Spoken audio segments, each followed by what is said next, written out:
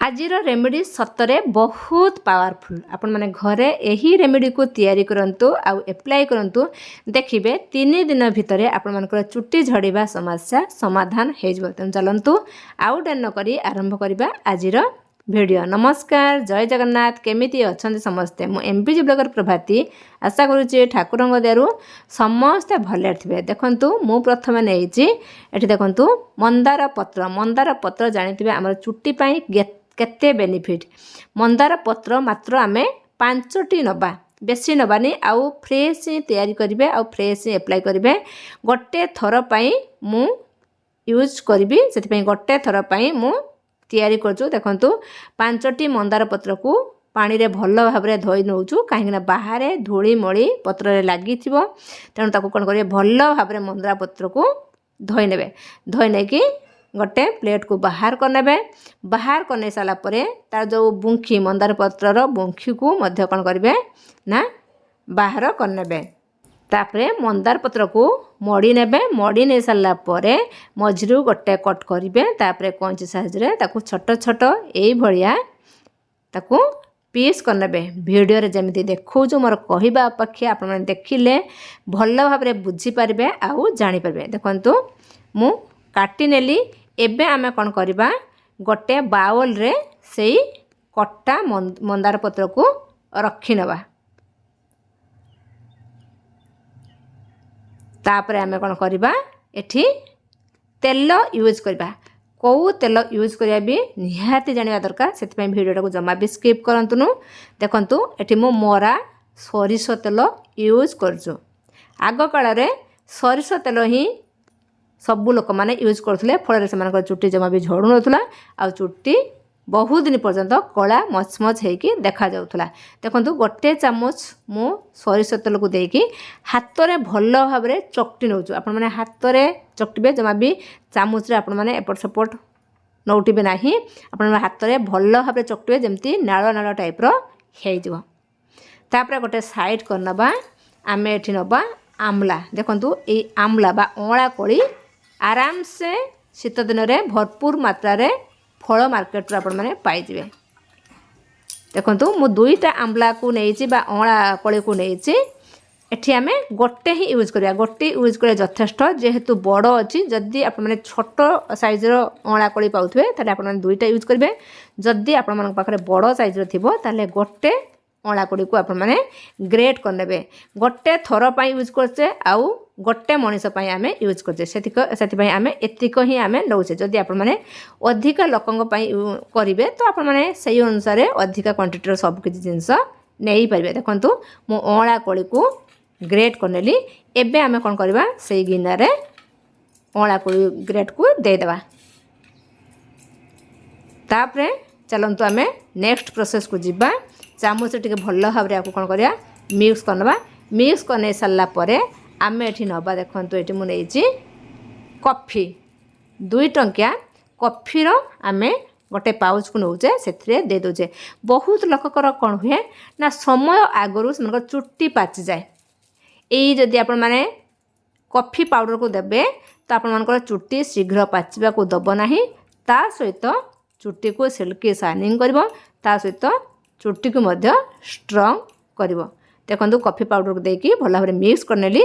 तापरे एठी आमे नडिया तेल दोजे। एठी ऑप्शन, जदि आपण माने नडिया तेल दबा को चाहू नतबे तो आपण माने नडिया तेल को भी स्किप करि पारिबे।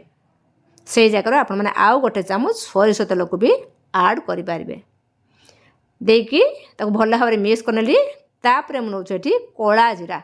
कोळा जीरा जानथिबे भी आम चुट्टी पई केते बेनिफिट। कोळा जीरा हमर चुट्टी मूल को स्ट्रांग करे, चुट्टी झड़ीबा को बंद करे, ता सहित नुआ चुट्टी कोळीबार मध्य से सहायता करे।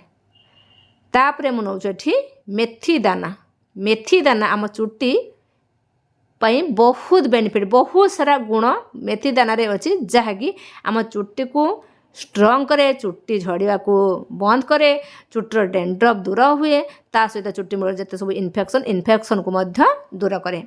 तापर मनाऊँ कमलार चोपा, शुखिला कमला चोपा हेले भी नहीं पारे। जदि आपण पाखे ये फ्रेश कमला अच्छी ताकू छड़े ने, तार अल्प चोपा ने, बेसी चोपा ने ना, अल्प देखो एतिक मु चोपा नहीं केतिक नौ आपने देखूँ भिडियो देखले आराम से जानीपारे। ताकू मु कौन कर छोट छोट पीस करके कंचे मु काटी नौ सबकि जिनस देखो नेचुराल आ बहुत बढ़िया आपण मानकर चुट्टी रखिबार ये साहाय्य करिवो। ताकू देखंतु देकी भल भाव मु मिक्स करनेली। मिक्स करने सारा परे आमे कोन करबा ना गोटे छोट कप रे देखंतु गोटे कप रु टिके कम पानी सेतिर मु देइछि। ताकू पुणी चामच रे भल भाव मिक्स करनेले मिक्स करके आमे कभर करके आधा घंटा पर्यंत छाड़ी दबा। आ देखो कलरटा भी केते सुंदर देखा जाउछु। छाड़ी देले कोन हबो ना सब किछि जिंस भल भाव रे हमर पानी रे मिसि जीवो। देखो जेते सब जिंस मु यूज कली सब किछि जिंस हमर नेचुरल, किछि भी केमिकल नाही। ये आपण मानक चुट्टी को 100% झड़ीबार रखिबो। देखंतु मोर आधा घंटा हो गलानी। एबे मु कोन करछु सब को आमे ग्राइंडर जार रे दे दउचे। तापर आमे कोन करिया याको आमे ग्राइंडिंग करि आनिबा। देखो ग्राइंडिंग करि आनली। एबे आमे कोन करबा गोटे स्टेनर साहाय्य रे छाणी नबा। देखंतु मु गोटे प्लास्टिक स्टेनर आनिछि, किंतु जदि आपण मानक पाखरे स्टील रो स्टेनर थिबो सेथिरे अति शीघ्र और अति सहज रे छाणी हे जिवो। मु जो मानकर नथिबो तो सेति पई मु प्लास्टिक स्टेनरटा आगे यूज करछि, किंतु जेहेतु मु आज बहुत व्यस्त रे अछि सेति पई मु कहली एटा लेट हबो हमर गळिबा पई। मु तेणु संगे संगे हमर स्टील स्टेनर को आनिकी देखंतु मु ताको छाणी देबी। छाणी देले कोन हबो ना शीघ्र छाणी हे जबो आ बहुत शॉर्ट भी वीडियोटा हबो जहाँकि आपण माने देखि पारबे आ बोरिंग मध्य हेबे नाही। आ वीडियो जदि आपण मानको यूजफुल लागु थाए ताले अधिक रु अधिक मात्रा रे शेयर करंतु, लाइक करिया को जमा भूलंतु नहीं। जो माने नुआ निहात चैनल को सब्सक्राइब करंतु, बेल आइकन दबाई दियंतु जहाँकि मो नुआ नुआ वीडियो आपण मानक पाखरे बहुत जल्दी पहुंचबो।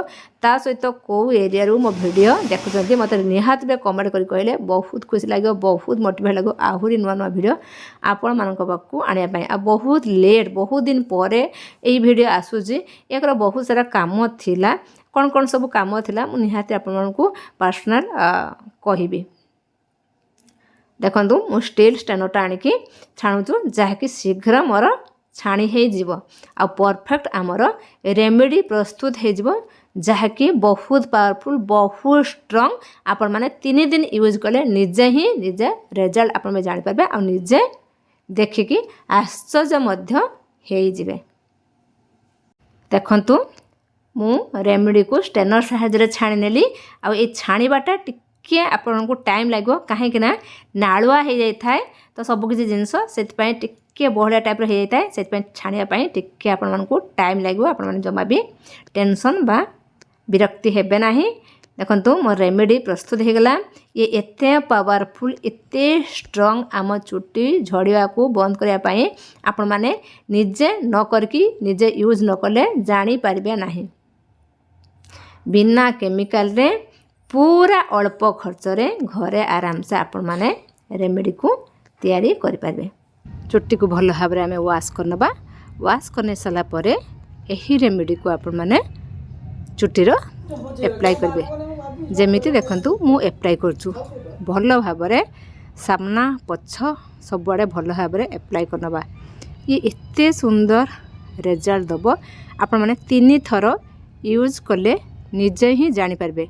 एकरो आपण मानक चुट्टी झड़िया बंद करबो, डेंड्रफ दूर हबो, चुट्टी सिल्की आउ शाइनिंग देखा जिवो। ता सहित समर आगरू जो चुट्टी आपण मानकर पाचे होचु पाचिबाकू दब नाही। बहुत सारा एही रेमेडीर गुण अछि जहाँकि आम चुट्टी को साहाय्य करिवो। देखंतु भल भाव रे मु चुट्टीर एप्लाई करनौचु। एप्लाई करने सारा परे आमे चुट्टी को बांधी दबा आ 2 रु 4 घंटा ताको छाड़ी दबा। तापर आमे शैम्पू साहाय्य रे चुट्टी को वाश करनबा। 15 ଦିନକୁ ଥରେ ଆପଣମାନେ ଏହି ରେमेडी तैयारी କରିକି ଚୁଟିରେ ଆପ୍ଲାଏ କରନ୍ତୁ। ଦେଖିବେ 3 ଥର ଭିତରେ ଆପଣଙ୍କର ଚୁଟି ଝଡ଼ିବା ସମସ୍ୟା ସମାଧାନ ହେବ। ତା ସହିତ ଆଉ ସବୁ ସମସ୍ୟା ସମାଧାନ ହେବ। ଭିଡ଼ିଓ ଭଲ ଲାଗିଲେ ସବସ୍କ୍ରାଇବ୍ କରିବେ। ରହିଲି ନମସ୍କାର, ଜୟ ଜଗନ୍ନାଥ, ଟେକ୍ କେୟାର।